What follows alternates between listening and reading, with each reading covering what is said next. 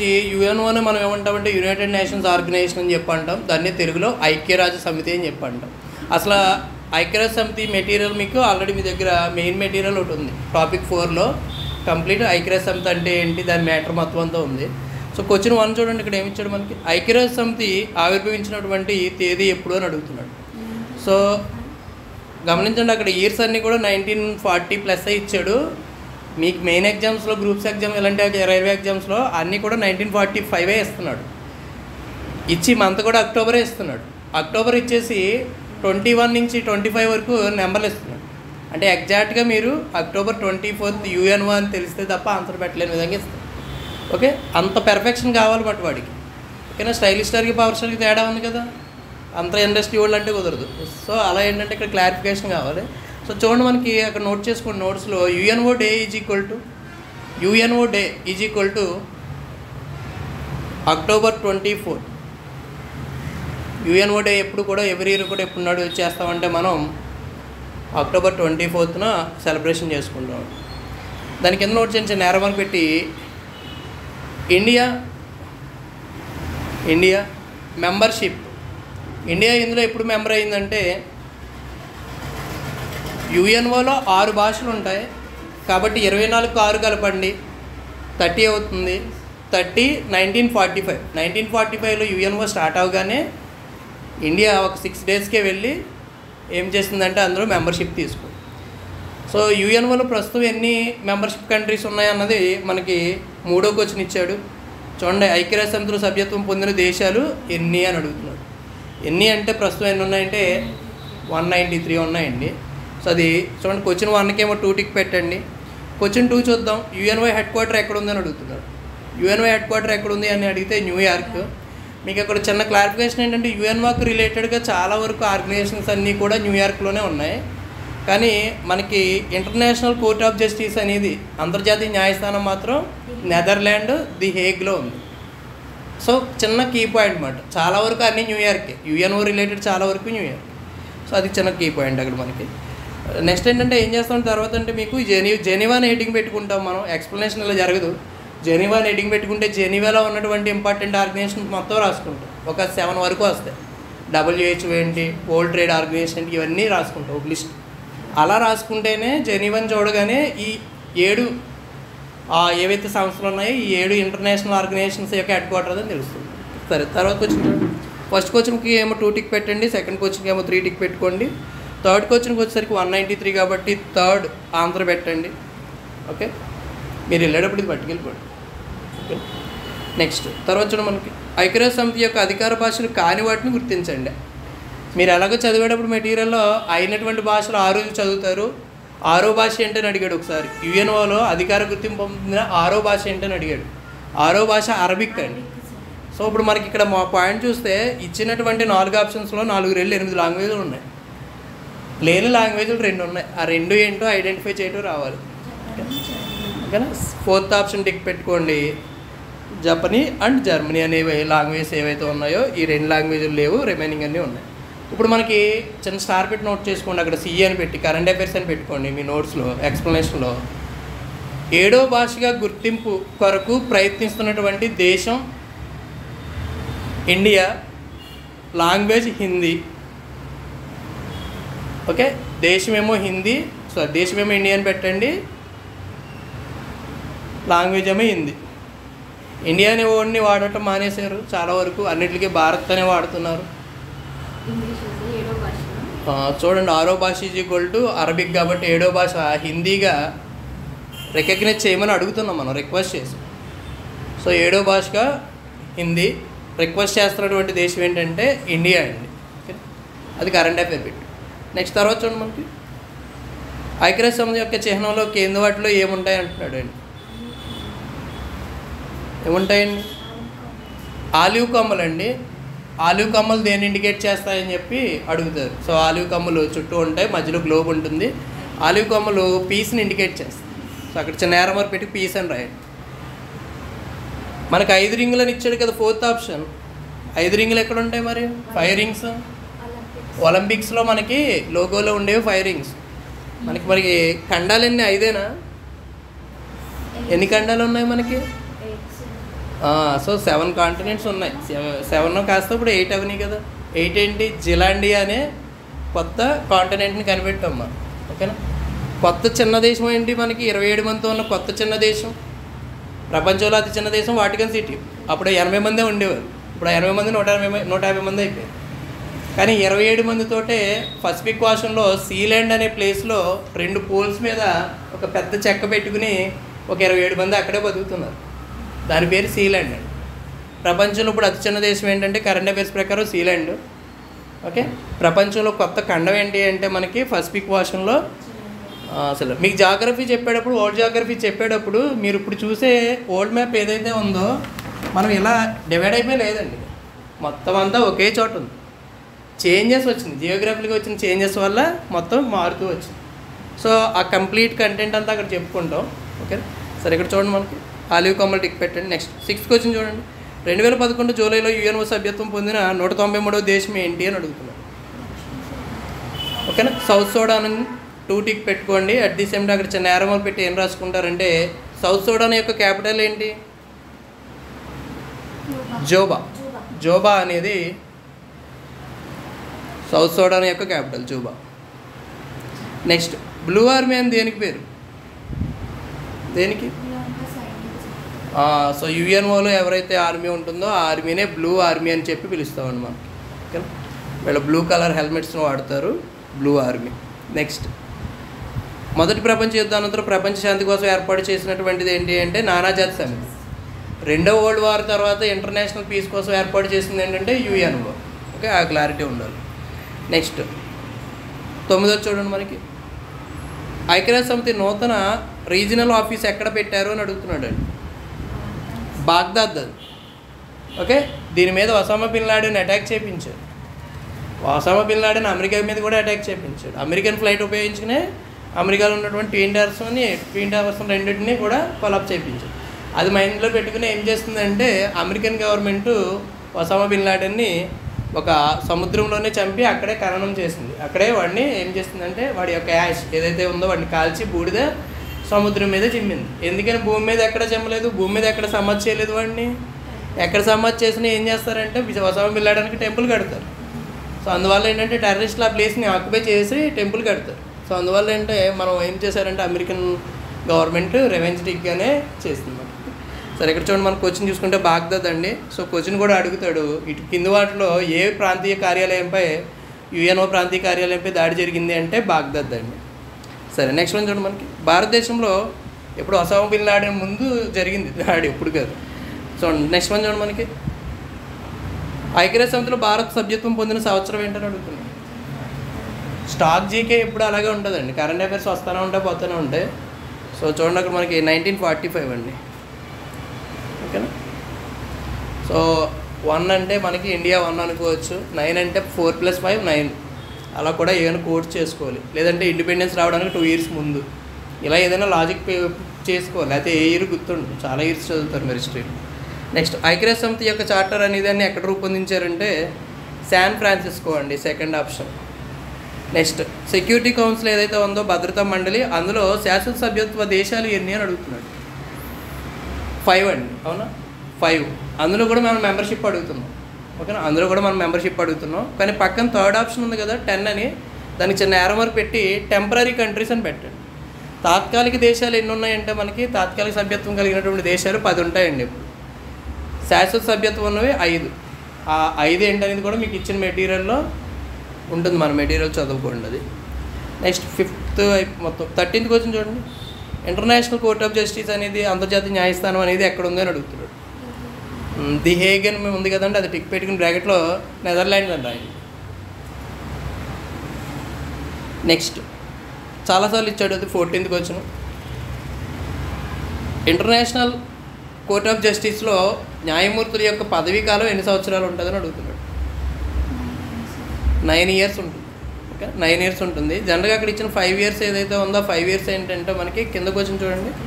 ఐక్యరాజ్య సమితి secretary general యొక్క పదవీ కాలం 5 సంవత్సరాలండి. ఎవరు ప్రస్తుతం మనకి ప్రజెంట్ మనకి యుఎన్ఓ సెక్రటరీ జనరల్ ఎవరు? యాంటోనియో గుటెరస్ అండి. ఏ కంట్రీ నుంచి వచ్చాడు ఆయన? పోర్చుగల్ నుంచి వచ్చాడు. మెటీరియల్లో ఉంది, అది చదవండి. నెక్స్ట్ FAO అంటే రాసుకోండి కావాలి. అక్కడ food and agriculture organisation. Food and agriculture organisation యొక్క హెడ్ క్వార్టర్ ఎక్కడ ఉందంటే రోమ్లో ఉందండి. రోమ్లో ఉంది. రోమ్ గురించి ఆల్రెడీ చెప్పుకున్నాం నిన్న మనం. రోమ్ అంటే మనకి రోమ్ యొక్క క్యాపిటల్ ఇటలీ.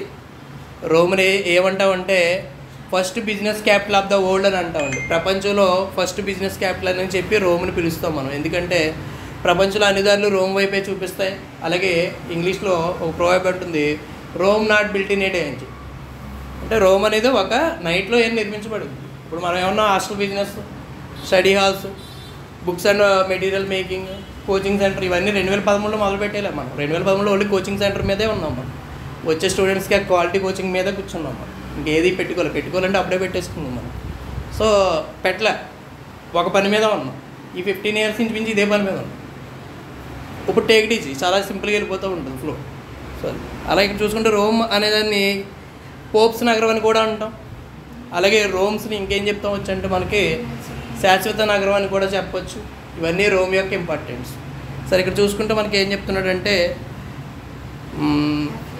FAO యొక్క హెడ్ క్వార్టర్ ఎక్కడ ఉందంటే రోమ్లో ఉందండి. నెక్స్ట్ యూనివర్సిటీ ఫర్ పీస్ ఏదైతే ఉందో, యూనివర్సిటీ ఆఫ్ పీస్ అనేది ఎక్కడ ఉంది అంటే అండి మనకి కోస్టారికా అనే ప్లేస్లో ఉందండి. నెక్స్ట్ పదవిలో ఉండగానే మరణించినటువంటి ఐక్యరాజ్యసమితి సెక్రటరీ జనరల్ ఎవరంటే మనకి రెండవ సెక్రటరీ జనరల్ అయినటువంటి హామర్ షీల్డ్ అనే అతను ఒక ఫ్లైట్ యాక్సిడెంట్లో చనిపోయాడు. ఫ్లైట్ యాక్సిడెంట్, హార్ట్ అటాక్ కాదు. చాలామంది ఫ్యాకల్టీ హార్ట్ అటాక్ అని చెప్తుంటారు. Flight accident. ఓకే, 1 టిక్ పెట్టండి. 18th dog hammer shield tick పెట్టండి. చిన్న యారమర్ పెట్టుకుని ఫ్లైట్ యాక్సిడెంట్.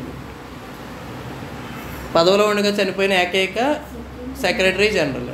ఓకే, నెక్స్ట్ దాని కిందకి వచ్చింది చూడండి, 19th వచ్చింది. UNO ఫస్ట్ సెక్రటరీ జనరల్ ఎవరని అడుగుతున్నాడు. ట్రిగ్వేలి అండి. ఏ దేశం? నార్వే అండి. ఏ దేశం అంటే నార్వే. ఓకే, నెక్స్ట్ తర్వాత చూడండి, ఐక్యరాజ్యసమితి secretary general Ban Ki Moon ఏ దేశస్తుడు అని అడుగుతున్నాడు. ఇప్పుడు ఎవరైతే ఉన్నారో యాంటోనియో గుటెరస్, ఆయన ముందు వచ్చినటువంటి పర్సనే ఈయన బాన్ కీ మూన్. ఈయన కూడా చాలా ఎక్కువగానే ఉన్నాడు. ఈయన సౌత్ కొరియా వాడండి. శాంసంగ్ షోరూమ్ ఎక్కడుంది? శాంసంగ్ షోరూమ్ కాదు, షోరూమ్ అయితే రాజమండ్రిలో కూడా ఉంటుంది. శాంసంగ్ మ్యానుఫ్యాక్చరింగ్ కంపెనీ సౌత్ కొరియాలో ఉందండి. ఓకేనా, సౌత్ కొరియా కన్నా నార్త్ కొరియా పాపులర్ అవుతూ ఉంటుంది మనకి. ఎందుకని మనకి కిమ్ మావే అక్కడే ఉన్నాడు. మరి కిమ్ మావే ఏం చేస్తుంటాడంటే రీసెంట్గా ఏం చేశాడు అంటే డ్రోన్స్, సూసైడ్ డ్రోన్స్ అనేవి తయారు చేశాడు. అంటే మీకు ఎవరి మీదైనా కోపం ఉందనుకోండి, మీ ఇంట్లో మీరు కూర్చుని వాళ్ళ ఇంటికి మీరు ఏం చేయొచ్చు అంటే ఆ డ్రోన్ పంపించవచ్చు. ఆ డ్రోన్ ఏం చేస్తుందంటే అక్కడికి వెళ్ళి ఒక పార్సిల్ ఆర్డర్ ఇవ్వడానికి వాడుతున్నారు అమెరికన్స్ అయితే.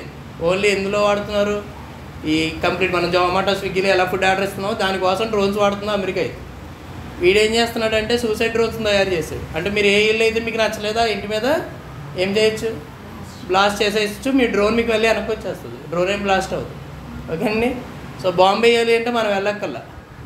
అలాంటివన్నీ కనిపెడుతున్నాడు కిమ్ మావే. అలాగే కిమ్ గురించి చెప్పుకోవాలంటే ఏం చేశాడంటే ఆ సౌత్ కొరియా మీద అందరికీ నెగిటివిటీ వస్తుంది, మన ఇలా ఉంటున్నారని చెప్పి ఒక జర్నలిస్ట్ మీలానే చాలా బాగా రాశాడు. ఏం చేశాడు అంటే వాడిని లంచ్కి పిలిచి అందరి ముందు భుజమే చేసి జర్నలిజం అంటే ఇలా ఉండాలి, ఇలా రాసేవాళ్ళు అంటే నాకు చాలా ఇష్టం, జర్నలిజం విలువలు ఇలాగే ఉండాలి, మరి చాలా లేట్ అవుతుంది కదా భోజనం చేద్దాం, మరి వాటికి ఆకలేస్తుంది కదా అని అన్నాడు. వాడి లాంగ్వేజ్ వాటికి ఆకలేస్తుందంటే ఎవరికి అర్థం కాలేదు. తీసుకెళ్ళి ఏం చేశాడంటే ఓపెన్ చేయమన్నారు. ఇలా ఓపెన్ చేస్తే లోపల పడేసాడు. లోపల ఏమున్నాయంటే టైగర్స్ ఉన్నాయి. అటుకు 3 రోజులు భోజనం పెట్టడం అనేసి ఎవడైతే రాశాడు చెప్పాడు ఏమనంటే మీ చేతికి వచ్చినట్టు మీరు రాసేస్తే సౌత్ కొరియా యొక్క వాల్యూ పడిపోద్ది కదా ప్రపంచ దేశాల్లో, మీరు అలా ఎవడ పడతాడు రాయకండి అని చెప్పి. హెయిర్ కూడా వాడు చెప్పినట్టే ఉండాలి. మీకు నచ్చిన హెయిర్ స్టైల్ మెయింటైన్ చేస్తే కిమ్ ఊరుకోడు. ఓకేనా. సో కిమ్ మావయ్య అలా ఉంటాడు అనమాట. ఓకేనా. సో నార్త్ కొరియా ఎందుకు బాగా పాపులర్ అవుతుందంటే ఇది న్యూక్లియర్ టెస్ట్లు ఎక్కువ చేస్తుందండి. అది చేసేది ఎక్కడో ఖాళీగా ఉన్న చోట చేయట్లే, వేరే దేశానికి దగ్గరలో చేస్తుంది. వెళ్ళి ఈ సౌత్ కొరియా పక్కన చేస్తుంది. సౌత్ కొరియా చాలా డెవలప్డ్ అండి. మన డ్వాక్రా అనే పథకాన్ని కూడా మనం కాపీ కొట్టింది ఎక్కడి నుంచి అంటే సౌత్ కొరియా నుంచి. ఇండియాలో ఓల్డెస్ట్ స్కీమ్ ఇప్పుడు ప్రజెంట్ డ్వాక్రానే. ఆ డ్వాక్రాని మనం కాపీ కొట్టింది కూడా. సో డ్వాక్రా చంద్రబాబు నాయుడు తీసుకొచ్చాడు అని అనకూడదు, చంద్రబాబు నాయుడు డెవలప్ చేశాడు బాగా. ఆంధ్రప్రదేశ్లో ఎక్కువ మంది డ్వాక్రా సంఘాలు. సో తెలియని వాళ్ళు ఏమనుకున్నారంటే డ్వాక్రా చంద్రబాబు నాయుడు తీసుకొచ్చాడు, అది కాదు. వరల్డ్ బ్యాంక్ అప్పించినటువంటి స్టేట్ కూడా మనదే, ఆంధ్రప్రదేశ్. అది కూడా ఏది ఇచ్చిందంటే ఈ డ్వాక్రా కోసం. సో ఇప్పటివరకు ఎన్నిసార్లు ఇచ్చింది అనేది వచ్చింది. ఎన్నిసార్లు ఇచ్చింది? మీ అభిమాన జగన్ అన్న ఈ టైంలోనేమో ఒకసారిని, చంద్రబాబు నాయుడు టైంలో 2 times, ఇప్పుడు 3 times ఇచ్చింది. ఓకేనా? సో ఆ విధంగా జరిగింది. ఏమ్మా?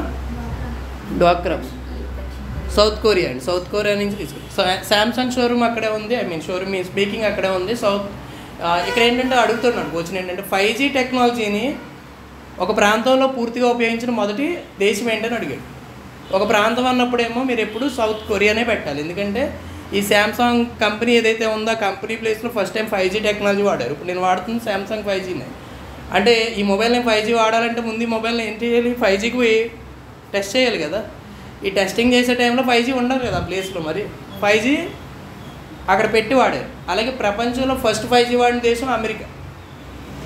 అలాగే ప్రపంచంలో 5Gని ఒక సిటీ మొత్తం ఇంప్లిమెంట్ చేసిన దేశం చైనా, బీజింగ్ అండి. 5G మీద క్వశ్చన్స్ అడగాలంటే ఈ 3 రకాలుగా అడుగుతాడు. ఒక ప్రాంతం అంటే సౌత్ కొరియా, ఒక దేశంలో అంటే అమెరికా అండి, ఒక ప్లేస్ అంటే ఒక సిటీ అండి. సిటీ అని అన్నాడు అనుకోండి, పక్క సిటీ అంటే మాత్రం మీరు బీజింగ్ అని చెప్పాలి. చైనా చాలా అన్ని విషయాలు అడ్వాన్స్డ్గా ఉంటుంది. ఎవడో ఊహించడం మొదలు చేస్తుంది. ఎడారిలోనేమో కుందేళ్ళని వదిలేసింది. ఆ కుందేళ్ళ యొక్క వేస్టేజ్ అనేది మట్టి కింద ఉపయోగపడుతుంది కాబట్టి దాని మీద ఫార్మింగ్ చేస్తుంది. సో మనవాళ్ళు కూడా మళ్ళీ వాడిని చూసి మొదలు పెడుతున్నాం అన్నమాట. మనకు కూడా బోల్డెన్ ఎడారులు ఉన్నాయి. ఆ ఎడారులు మనం వాడుకోవచ్చు అన్నమాట. తారెడారి అనే కానీ. సరే, లైక్ ఇక్కడ చూడండి, మరి సౌత్ కొరియా గురించి టాపిక్ అంతా చెప్పుకున్నాం. నెక్స్ట్ మనకి అంతర్జాతీయ విద్యా బ్యూరోగా యుఎన్ఓ యొక్క అనుబంధ సంస్థను ఏమంటామంటే మనం యునెస్కో అబ్రివేషన్ ఏంటి, యునెస్కో హెడ్ క్వార్టర్ ఎక్కడ ఉంది, అంత మెటీరియల్లో ఉంది. యాక్చువల్లీ టాపిక్ అంతా చదివేస్తే నేను క్వశ్చన్ చెప్పేటప్పుడు మీరు ఆన్సర్ చెప్పేస్తారు. ఓకే, సో అది పాయింట్. నెక్స్ట్ వన్ చూడండి, మనకి ఐక్యరాజ్యసమితి సెక్రటరీ జనరల్ పదవికి పోటీ చేసిన ఏకైక భారతీయుడు. చాలా ఇంపార్టెంట్, చాలాసార్లు ఇచ్చాడు, రిపీటెడ్ బిట్ ఇది. శశి థరూర్. ఓకే అండి, శశి థరూర్ అనే పర్సన్ మనకి ట్రై చేశారు, బట్ వర్కౌట్ అవ్వలే.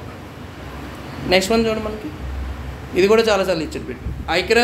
అంతర్జాతీయ న్యాయస్థానంలో న్యాయవాదిగా పనిచేసినటువంటి తొలి భారతీయులు చాలామంది పనిచేశారు. ఆ లిస్ట్ అంతా మీకు మెటీరియల్ ఉంది, మన material. Okay, so Nagendra Singh అండి. ఇప్పుడు ఆన్లైన్ కోచింగ్ జాయిన్ అవుతున్న వాళ్ళకి ఏం చేస్తున్నాం మనం అంటే ఆ యూఎన్ఓ మొత్తం మెటీరియల్ పంపుతున్నాం. సెకండ్ డే ఈ టెస్ట్ పంపుతున్నాం. టెస్ట్ వాళ్ళు రిటర్న్ చేసాక మనకి పిక్ పెట్టాక కీ పెడుతున్నాం. ఎందుకని కీ పంపించట్లే, టెస్ట్ పంపించేసాక కీ పంపుతున్నాం. చెకింగ్లో అర్థమవుతుంది కదా. 30 to 34 కూడా వస్తున్నాయి. వాళ్ళు ఇంట్లో కూర్చొని చదువుతున్నారు, ఇంకా వాళ్ళు వేరే పని పెట్టుకోవట్లేదు. డిఎస్సీ ఒకటి ఫెయిల్ అయిపోయి బాగా చెక్ ఉంది జనాలకి. ఎందుకంటే 3.5 లక్షల మంది రాశారు, 16,000 మందికి వచ్చింది. ఈ రాని వాళ్ళంతా డిప్రెషన్లో ఉండి మారుతి షోరూమ్లో అక్కడెక్కడ జాయిన్ అయిపోతున్నారు. వెళ్ళి పాపం దొరికిందో జాయిన్ అయిపోతున్నారు. కొంతమంది ఏమో సీరియస్గా మళ్ళీ రైల్వేకి ప్రిపేర్ అయిపోతున్నారు. గ్రూప్ డికి, ఎన్టీపీసీకి, మళ్ళీ గ్రూప్ 1 గ్రూప్ 2 వస్తాయి. వరుస నోటిఫికేషన్స్ ఉన్నాయి. ఇప్పటి నుంచి టైట్గా అయితే మార్చి వరకు ఫుల్ ఎగ్జామ్స్ జరుగుతాయండి. మీకు జనవరి ఫిబ్రవరిలో బాగా ఎగ్జామ్స్ జరుగుతాయి. ఆఫ్టర్ పొంగల్ వరుసగా ఎగ్జామ్ జరిగిపోతాయి, ఏపీ ఎగ్జామ్ చాలా వరకు. ఓకే, సో అందుకని ఇప్పటి నుంచి ప్రిపేర్ అవ్వాలి. నెక్స్ట్ వన్ చూడండి, మనకి 24 ఏమంటున్నాడంటే ఐక్యరాజ్యసమితి సాధారణ సభకి అంటే దాన్ని జనరల్ అసెంబ్లీ అంటాం. అధ్యక్షత వహించిన తొలి భారతీయ మహిళ విజయలక్ష్మి పండిట్. ఓకే, సో విజయలక్ష్మి పండిట్ మనకి ఎవరు సిస్టర్? ఎవరు సిస్టర్? పండిట్ జవహర్లాల్ నెహ్రూ యొక్క సిస్టర్ అండి. ఓకేనా, Pandit Jawaharlal Nehru sister. Okay, next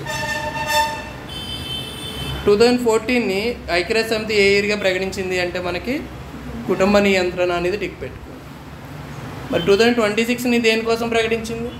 note చేసుకోండి, కరెంట్ అఫైర్స్లో మీ నోట్స్లో నోట్ చేయండి. ఆల్రెడీ మీ మెటీరియల్లో ఉంది. 2026ని ఏమైనా అనౌన్స్ చేస్తుందంటే ఇంటర్నేషనల్ ఇయర్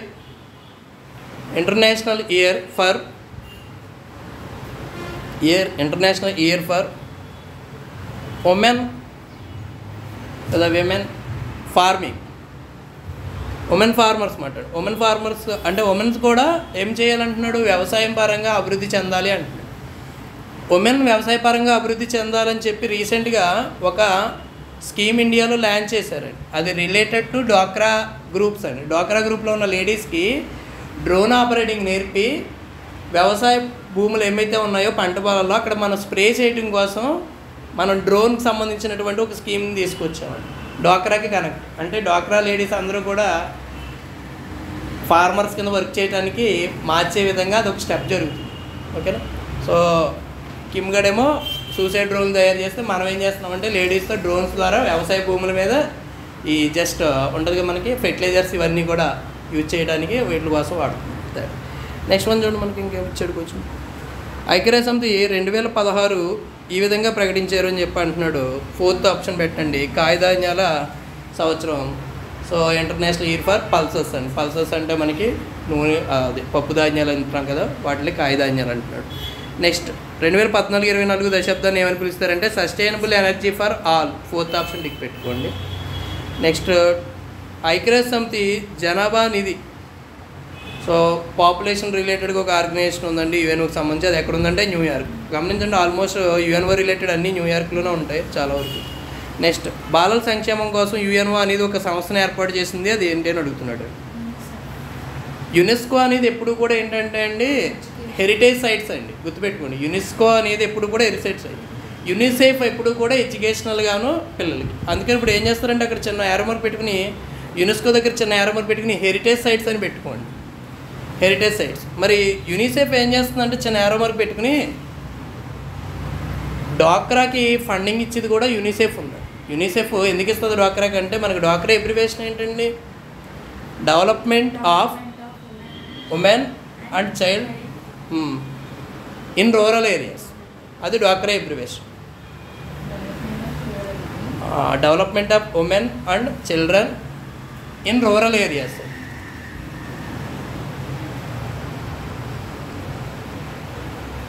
ఓకే. సో ఇప్పుడు ఈ డ్వాక్రాకి మనీ ఇచ్చింది కూడా ఎవరంటే యూనిసెఫ్. తర్వాత చూడండి, మనకి యునెస్కో ప్రధాన కార్యాలయం ఎక్కడ ఉందని అడుగుతున్నాడు. యునెస్కో యొక్క ప్రధాన కార్యాలయం అయితే ప్యారిస్లో ఉంది.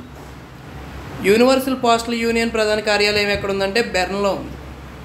ఓకే, అక్కడ చిన్న యారోమర్ పెట్టి నోట్ చేయండి. పోస్టల్ సిస్టమ్ ఫస్ట్ టైం ఏ కంట్రీ డెవలప్ చేసిందండి పోస్టల్ సిస్టమ్? ప్రపంచంలో పోస్టల్ సిస్టమ్ని డెవలప్ చేసిన దేశం అమెరికా. కానీ రీసెంట్గా మోడీ తాతయ్య కోపం వచ్చింది. ఏ దేశానికి పోస్టల్ సర్వీసెస్ని నిలిపివేసేసాం మనం అంటే అమెరికాకే నిలిపేసాం మనం. ఎందుకంటే మనోడు ఏం చేస్తాడంటే అన్నింటి మీద కూడా టారిఫ్లు ట్యాక్స్లు పెంచుకుంటూ పోతున్నాడు. సో అందువల్ల దానికి రిటర్న్ గిఫ్ట్గా మనం ఏం చేసామంటే అమెరికా నుంచి ఏ ప్రోడక్ట్స్ని పోస్టల్ సిస్టంలో తీసుకుని పంపడం అనే కాన్సెప్ట్ లేకుండా మోడీ తాతయ్య రీసెంట్గా ఒక డెసిషన్ చెప్పాడు మాట. ఓకే ఓకే, మనకి రెమిటెన్స్ అనే ఒక కోడ్ ఉంటుంది, రాయండి అక్కడ. రెమిటెన్స్ అని రాసుకోండి. రెమిటెన్స్ అంటే అర్థం ఏంటంటే మనకి విదేశాల ద్వారా వచ్చే గిఫ్ట్లు కానీ విదేశాల ద్వారా వచ్చే పేమెంట్స్ని కానీ వీటిలన్నీ రెమిటెన్సెస్ అని అంటాం. సో రెమిటెన్స్ అంటే మీ ఫ్రెండ్ లేకపోతే మీ రిలేటివ్స్ మీ ఫాదర్ ఫారెన్లో ఉన్నారు, ఆయన పంపించే మనీ అంతా కూడా మీకు వస్తుంది వెస్ట్రన్ యూనియన్ ద్వారా వాట్ ఎవర్ మేబీ. అలా వచ్చే మనీ ఇదంతా కూడా రెమిటెన్స్ అవుతుంది. సో ప్రపంచంలో రెమిటెన్స్ ఎక్కువ పొందే దేశం ఏంటని అడుగుతున్నాడు కోచ్. అసలు రెమిటెన్స్ అంటేనే తెలియకపోతే కష్టం. ఎకానమీలో మనం రెమిటెన్స్ గురించి చెప్పుకుంటాం. సో ఫస్ట్ కంట్రీ అమెరికా అండి, ఫస్ట్ కంట్రీ ఇండియా. అన్ని దేశాల నుంచి ఎక్కువ పొందుతుంది మనమే, రాసుకోండి. 1 ఇండియా, సెకండ్ ఏమో మెక్సికో అండి, సెకండ్ కంట్రీ మెక్సికో. సో ఈ 2 దేశాలకే విదేశాల్లో ఈ దేశం వాళ్ళు వెళ్ళిపోయి ఉండి మైగ్రేట్ అయిపోయి రిటర్న్ గిఫ్ట్లు పంపించినట్టుగా అత్తమాటు పంపిస్తూనే ఉంటున్నారు. బట్ ఎవ్రీ మంత్ బాండ్ పంపుతూనే ఉంటారు కదా, శాలరీస్ పంపుతూనే ఉంటారు కదా, గిఫ్ట్ల రూపంలో కూడా పంపిస్తూ ఉంటారు. సో ఫేస్బుక్ వచ్చిన కొత్తలో అయితే కనుక ఎక్కువగా ఫారిన్ కంట్రీస్ నుంచి మన ఇండియన్స్కి గిఫ్ట్లు వస్తూ ఉంటాయి. అలాగే ఒక అమ్మాయితో ఎవరో ఫారిన్ ఒక అమ్మాయితో చాటింగ్ చేశాడండి. చాటింగ్ చేస్తే అమ్మాయి ఏదో గిఫ్ట్ పంపించిందంట. గిఫ్ట్ పంపిస్తే వెళ్తే ఎయిర్పోర్ట్లో ఆల్రెడీ ఎవరు ఉంటారు మనకి, కస్టమ్స్ వాళ్ళు ఉంటారు. ఆ అమ్మాయి పంపించిన గిఫ్ట్ ఏంటనేది ఆ అమ్మాయి చెప్పలేదు. కానీ ఆ అమ్మాయి పంపించిన గిఫ్ట్ ఓపెన్ చేయాలంటే ఇటు అక్కడ ఒక 5,000 10,000 ఎంతో కట్టాల్సి వస్తే కట్టలేదు ఇటు. ఎందుకని ఆ అమౌంట్ ఎందుకు అందులో ఏముంటుందో తెలియదు అని చెప్పి వదిలేసాడు. అర్థమైందండి. అంటే ఆ అమ్మాయి పంపించిన దాని వర్త్ ప్రోడక్ట్ కాస్ట్ ఏం తెలియదు. అంటే ట్యాక్స్ అలా ఉండేది, కస్టమ్స్ ట్యాక్స్ అలా ఉండేది. అక్కడ ఎయిర్పోర్ట్లోనే వదిలేసాడు. చాలాసార్లు ఒక్కొక్కసారి డ్రగ్స్ ఇలాంటివి కూడా వస్తూ ఉంటాయి. మీ పేరుతో అలా ఏదైనా వచ్చింది అనుకోండి, అది ముందు ఓపెన్ చేసి చూసారనుకోండి, అది రిలేటెడ్ ఏదైనా నెగిటివ్ అనుకోండి, దానికి క్రాస్ ఎగ్జామినేషన్ ఉంటుంది. మీరు అందుకని ఫారిన్ కంట్రీస్ నుంచి అన్నోన్ పర్సన్స్ ఏదైనా పంపిస్తే కస్టమ్స్ వాళ్ళు అది ఓపెన్ చేయడానికి ముందే దాని ప్యాకింగ్ అవన్నీ అబ్జర్వేషన్ చేస్తారు, చేసి కొంచెం చెప్తారు అన్నమాట, మీకు ట్యాక్స్ ఎక్కువ పడు. అందువల్ల అప్పుడు వచ్చే గిఫ్ట్లు చాలా వరకు తీసుకునేవారు కదా. ఓకే, ఇలాగే ఒకసారి ఏం జరిగిందంటే ఒక ఫారిన్ కంపెనీకి సంబంధించిన ఒక మంచి sports car model sports car company Sachin టెండూల్కర్కి ఒక కారు పంపించింది గిఫ్ట్గా. పంపిస్తే అది మనకు కార్గో ఫ్లైట్లో వచ్చింది, ఎయిర్పోర్ట్లో ఉంది. దాని ట్యాక్స్ ఏం చెప్పారంటే మన ఇండియన్ గవర్నమెంట్ ఏం చెప్పిందంటే ఏం చెప్పలే, ₹1 కోటి చెప్పింది. నువ్వు ₹1 కోటి కట్టేసి ట్యాక్స్ పట్టుకెళ్ళిపో కారు అని చెప్పి. నాకు ఇప్పుడే నా గ్యారేజ్లో చాలా ఉన్నాయి, ₹1 కోటి నేను కట్టి అవసరం లేదు నాకు అని చెప్పి కట్టలేదు.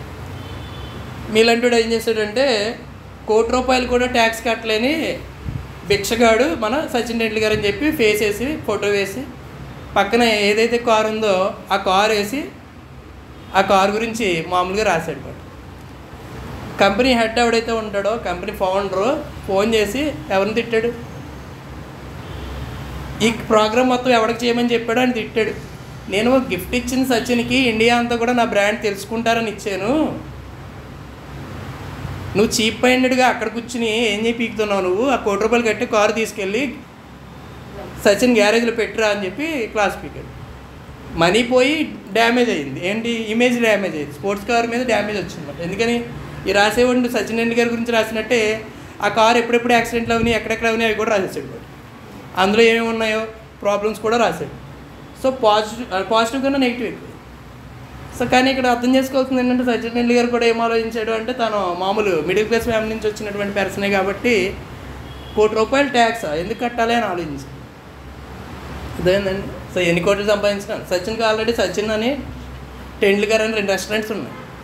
చాలా బ్రాండ్స్ ఏది అడ్వర్టైజ్మెంట్ ఇచ్చినా అందులో షేర్స్ ఉన్నాయి. మహేష్ బాబు కూడా అంతే, ఏది అడ్వర్టైజ్మెంట్ ఇచ్చినా అందులో షేర్స్ కొనుక్కుంటాడు. ఎందుకని రేపు ప్రాబ్లం అయిందనుకోండి, నేను బిలీవ్ చేసుకున్నాను, నేను షేర్స్ కొన్నాను, నేను రాసేయని చెప్పవచ్చు అన్నమాట. అది సో ప్లానింగ్స్ ఉంటాయి. సరే ఏమి చూడండి, ఇక్కడ చూడండి, నెక్స్ట్ పాయింట్ చూడండి, ఎక్కడ వరకు రాశారు.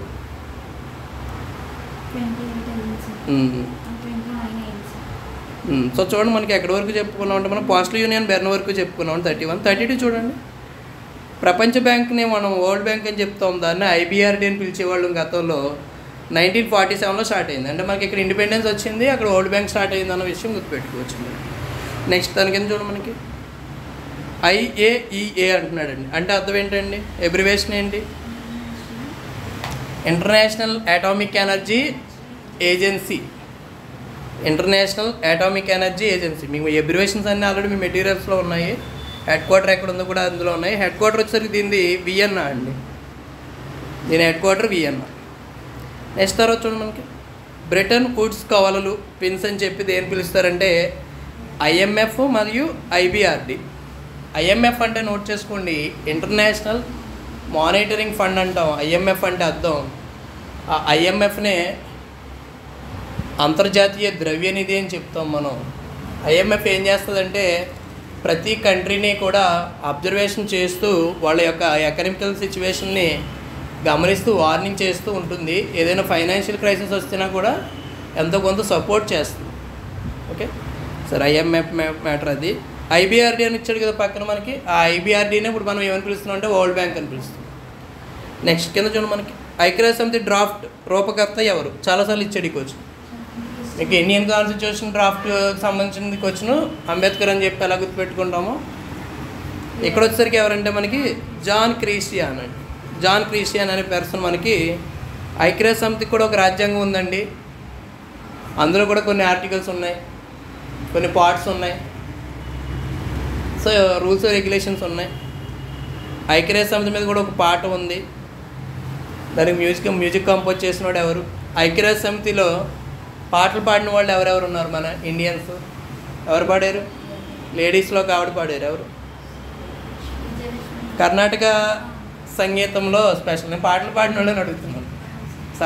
కర్ణాటక సంగీతంలో పర్సన్ ఎవరు, అబ్దుల్ కలాం వెళ్ళి ఆవిడ చనిపోయినప్పుడు ఆవిడ డెడ్ బాడీకి మోసాడు, ఆవిడ డెడ్ బాడీని మోసాడు MS సుబ్బలక్ష్మి. ఓకేనా, MS సుబ్బలక్ష్మి గారి యొక్క డెడ్ బాడీని అప్పటికి మనవాడు ఒక ప్రెసిడెంట్ వెళ్ళి ఆమె డెడ్ బాడీని మోసాడు, మా మదర్ లాంటిది అని చెప్పాడు. ఆవిడ సంగీతం వింటూ ఉండేవాడు అండి. సో MS సుబ్బలక్ష్మి మనకి. అలాగే నేరేళ్ళ వేణుమాధవ్ కూడా యుఎన్ఓలో మిమిక్రీ చేశాడు.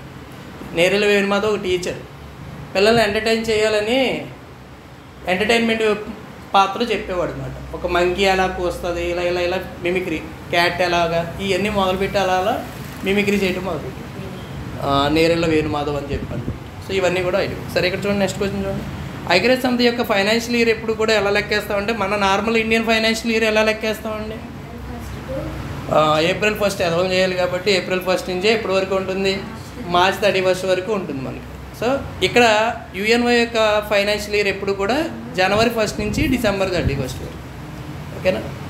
Next, UN Europe economic commission యొక్క హెడ్ క్వార్టర్ ఎక్కడుందంటే జెనీవా. జెనీవా ఎక్కడుంది అసలు మరి? జెనీవా స్విట్జర్లాండ్ అనే కంట్రీలో ఉంది. జెనీవా స్విట్జర్లాండ్ అండి.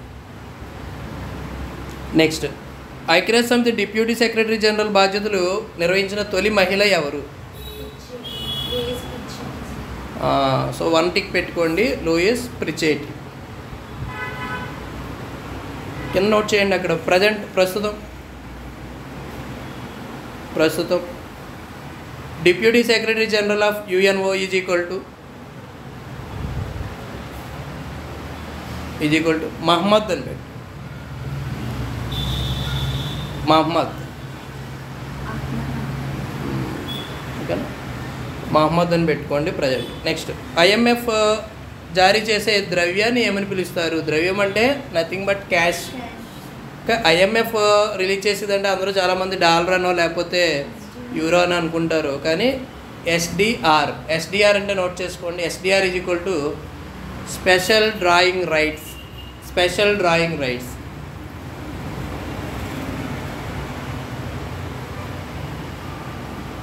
ఓకే, నెక్స్ట్ 40 ఫీట్ చూడండి మనకి. ఐక్యరాజ్య సమితి అనుబంధ సంస్థల ప్రధాన కార్యాలయం కేంద్రం అనేది అన్ని కింద ఇచ్చిన వాటిలో రైట్ ఆర్ రాంగ్ ఏంటని అడుగుతున్నాడు. చూడండి మనకు అందులో ఫస్ట్ వరల్డ్ హెల్త్ ఆర్గనైజేషన్ ఏదైతే ఉందో దాని హెడ్ క్వార్టర్ జెనీవా స్విట్జర్లాండ్లోనే ఉంది. వరల్డ్ హెల్త్ ఆర్గనైజేషన్కి హెడ్ ఎవరని చెప్పుకుంటున్నాం మనం? COVID-19 వచ్చినప్పటి నుంచి ఆయనే ఉన్నాడు. ఎవరు? టెడ్రోస్ యాంథనమ్. సో టెడ్రోస్ యాంథనమ్ COVID-19 వచ్చినప్పుడు చాలా దేశాలకి ఏం చేశాడంటే ఈ మాస్క్లు, శానిటైజర్స్ ఇవన్నీ పంపించాడు. కానీ అమెరికాకి సరిగ్గా ఇవ్వలే రెస్పాన్స్ పాపం. అందువల్ల ఏం చేస్తుందంటే అమెరికన్ గవర్నమెంట్లో ఉన్నటువంటి ట్రంప్కి అప్పుడు అమెరికా ఎక్కువ ఫండ్ ఇస్తుంది, అమెరికాకి సరిగ్గా సర్వీస్ చేయలేదని చెప్పి అమెరికా ఏం చేస్తుందంటే WHO నుంచి బయటకు వచ్చేస్తుంది. అందువల్ల క్వశ్చన్ ఏమడుగుతున్నాడంటే WHO నుంచి వైదొలిగినటువంటి దేశం ఏంటని అడుగుతున్నాడు అమెరికా. సో ఇక్కడ టోటల్గా చూసుకుంటే 40 ఫీట్కి 4th టిక్ పెట్టుకోండి. ఓకేనా? ఆల్మోస్ట్ ఈ టెస్ట్ 40కి దగ్గరగా 35 అబవ్ వస్తాయి సరిగ్గా చేస్తే. మన మెటీరియల్ మొత్తం చదివినా కూడా 35 వస్తాయి. ఎందుకనంటే మెటీరియల్లో ఉన్నవన్నీ కూడా క్వశ్చన్ పేపర్లో ఉన్నాయి. మీకు ఎగ్జామినేషన్ హాల్లో కూడా అంతే పరిస్థితి. మీరు దొరికిన పుస్తకాలు ఎన్ని చదువుకుని వెళ్ళినా 100 ఏం రావు. అక్కడ 100కి 60-70 వస్తాయి. ఇప్పుడు మొన్న NTPC వచ్చింది రిజల్ట్, కట్ ఆఫ్ చూశారు కదా. ఓసీకి ఎంత పెట్టాడు? 100కి 75 పెట్టాడు. అంటే పేపర్ మీరు 75 మించి రీచ్ అవ్వలేరని అర్థం. బీసీ కన్నా ఈడబ్ల్యూఎస్ వాళ్ళు కట్ ఆఫే తక్కువ ఉంది, బీసీలకే కట్ ఆఫ్ ఎక్కువ ఉంది. సో అందువల్ల 75 పెట్టాడంటే దాని అర్థం ఏంటంటే ఆ పేపర్ని మీరు 100కి 75-80 వరకే రీచ్ అవ్వగలరని అర్థం. 100కు 100 రావు. సో అది మ్యాటర్. ఓకే, సో ఈ టోటల్ ఎక్స్ప్లెనేషను. సెకండ్ టాపిక్ ఏం చదువుతారంటే మీరు అంతర్జాతీయ కూటమిలు అనే టాపిక్ ఉంది కదా. సో ఇంటర్నేషనల్ ఆర్గనైజేషన్స్, దాంతోపాటు బ్రిక్స్, ఏషియన్ అంటే ఏంటి, సార్క్ అంటే ఏంటి, కంప్లీట్ ఇవన్నీ చదవాలండి. ఇవన్నీ చదివితే ఇదంతా కూడా ఇంటర్నేషనల్ కరెంట్ అఫైర్స్ చెప్పేటప్పుడు నేను బ్రిక్స్ సమ్మిట్ కొత్తగా ఇక్కడ జరిగింది, సార్క్ సమ్మిట్ ఇక్కడ జరిగింది అని చెప్తున్నాను అనుకోండి, ఆ టాపిక్ అంతా అర్థమవుతుంది. ఓకే, అక్కడ వరకు అవి చూడండి.